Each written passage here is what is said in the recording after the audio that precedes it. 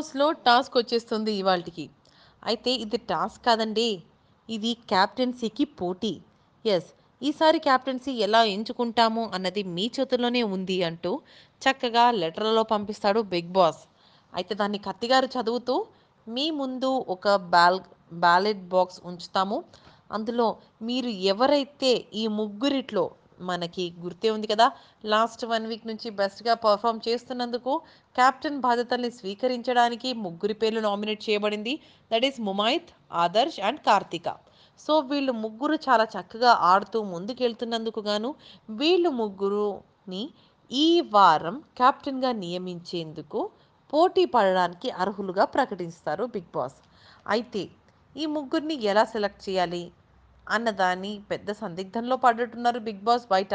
అయితే వీళ్ళ కర్మ వీళ్ళకే వదిలేద్దాం అనుకున్నారో ఏమో, మొత్తానికి వీళ్ళనే ఎంచుకోమన్నారు. ఎలా? Simple, voting. సో ఎవరికి ఎక్కువ ఓట్స్ వస్తే ఆబ్వియస్లీ వాళ్ళే క్యాప్టెన్స్ అవుతారు. సో ఈ క్యాప్టెన్స్ని ఎంచుకోవడం కోసం క్యాప్టెన్ని ఎంచుకోవడం కోసం వీళ్ళందరూ కూడా ఓటింగ్ సిస్టంలో పాల్గొంటారు.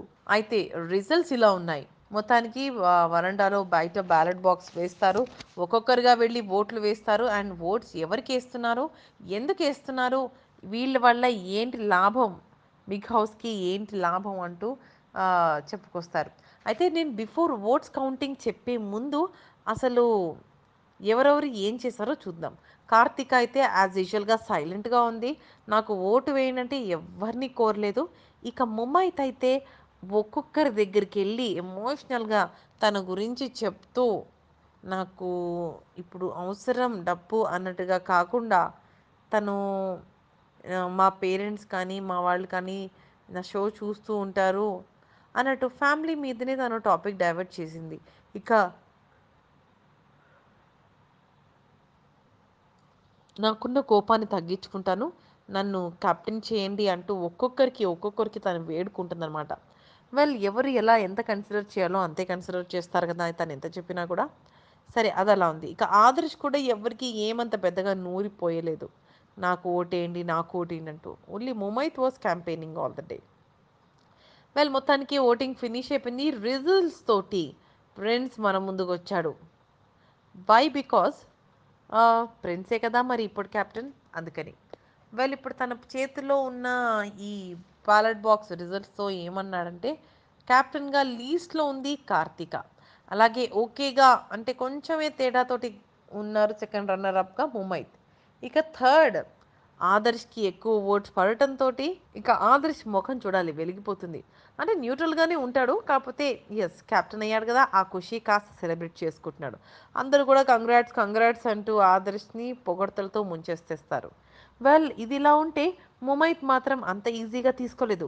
తనకి చాలా కోపం వచ్చింది, బాధేసింది, చెప్పుకోలేని బాధ. తనకి కోపం వచ్చినా బాధ వచ్చినా ఇంగ్లీషో హిందే కదా వచ్చేది, ఇక అవేం లెక్క చేయలేదు.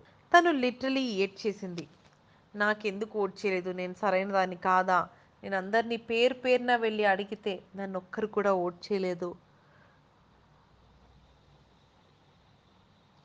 చేసిన వాళ్ళ సంగతి సరే, చేయని వాళ్ళ సంగతి నేనేం చేయాలి చెప్పండి, నాకు ఓటేసేది ఉందంటూ తను తెగ ఏడ్ చేసి, మళ్ళీ అంటే ఉంటే స్ట్రాంగ్గా ఉంటుంది అయితే ఏడుస్తుంది అన్నట్టుగా చాలా బాధపడిపోతూ ఉంటుంది ముమైత్.